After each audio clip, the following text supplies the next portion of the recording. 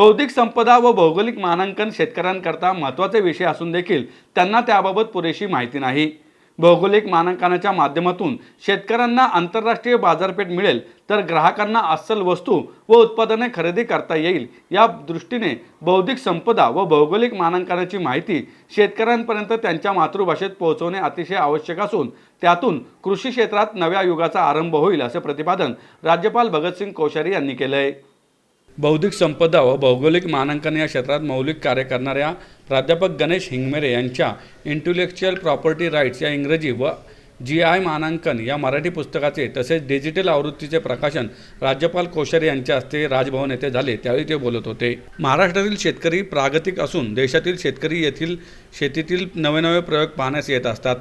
शेती हा भारताचा प्राण असून राज्यातील शेतकऱ्यांनी प्रगती केली तर देशातील शेतकरी त्याचे अनुकरण करतील व त्यातून देशाची प्रगती होईल, असे सांगताना शेतकऱ्यांच्या घरोघरी भौगोलिक मानांकनाचे उत्कृष्ट ज्ञान पोहोचवणारे हिंगमिरे GI क्रांतीचे आरंभकर्त्या असल्याचे राज्यपालांनी सांगितले। बौद्धिक संपदा, पेटंट व ट्रेडमार्क हे विषय जपानमध्ये 7व्या इयत्तेत शिकवले जातात, मात्र हे विषय भारतात स्नातक स्तरावर देखील शिकवले जात नाहीत। याबाबत खंत व्यक्त करून युरोपप्रमाणे भारताने आर्थिक प्रगती साधायची असेल तर हे विषय शेतकऱ्यांपर्यंत पोहोचवावेत, असे लेखक गणेश हिंगमिरे यांनी सांगितले। यावेळी उपस्थित राज्यातील विविध भागातून आलेल्या शेतकऱ्यांनी राज्यपालांना आपापली GI मानांकित कृषी उत्पादने भेट दिली। कार्यक्रमाला कर्नल गिरिजा शंकर मुंगली, महाराष्ट्र व गोवा बार काउन्सिलचे माजी अध्यक्ष सुधाकर आव्हाड, प्रबोध उद्योगाचे संचालक रामभाऊ डिंबळे, रश्मी हिंगमिरे, गणेश हिंगमिरे व त्यांची आई आदि उपस्थित होते। हमारे प्रोफेसर हिंगमिरे साहब ने प्रयास किया और बजाय केवल कागजों में लिखने, किताब इंटेलेक्चुअल प्रॉपर्टी राइट्स पर professor Hingmire, there may be hundreds होंगी ना? Yes, you are the professor, you are the advocate, hundreds इतनी किताबें होंगी। परंतु जो किताब ऐसी किताब हो जो संबंधित व्यक्ति किसान भी समझ सके, और उन्होंने महाराष्ट्र से शुरू किया है, तो महाराष्ट्र का किसान उसको मराठी में समझ सके और मराठी में समझ के उसका उपयोग कर सके, ये सत्प्रयास उन्होंने किया है। मैं उसका उनके लिए अभिनंदन करता हूँ और मैं विश्वास दिलाता हूँ।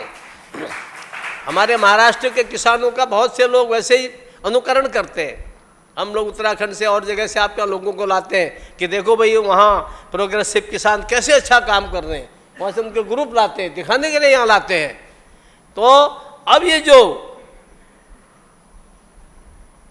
इंटेलेक्चुअल प्रॉपर्टी राइट एक्ट और ये सब GI के माध्यम से आपने जो आज सब प्रदर्शन किया, जो दिखाया है, और जब सारे देश के किसानों को पता लगेगा कि आप 2 के 4 कर रहे हैं, 4 के 1000 कर रहे हैं, तो सब आपकी नकल करने लगेंगे।